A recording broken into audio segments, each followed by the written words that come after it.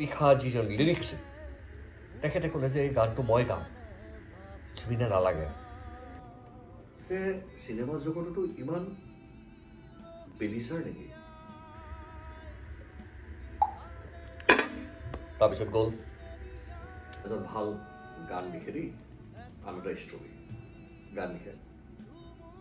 আৰু তেখেতে জানে যে মই বেছি মানুহৰ মানে এক্সেসিবল নহয় বেছি এটাষ্টেড মই নাথাকো বা নহওঁ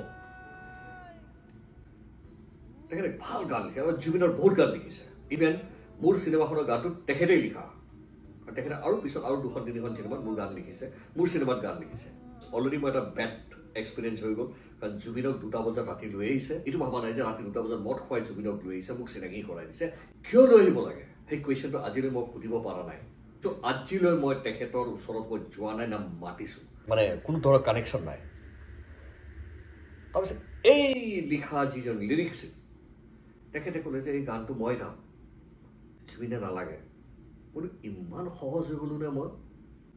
যে মোক টম ডিক এণ্ড হৰিয়ে যিকোনো আহি যিকোনো কথা কৈ যাব পাৰে যে মানে ইটছ লাইক এ চাইক'লজি মোৰ মোক হয়তো তেওঁলোকে ষ্টাডি কৰিছে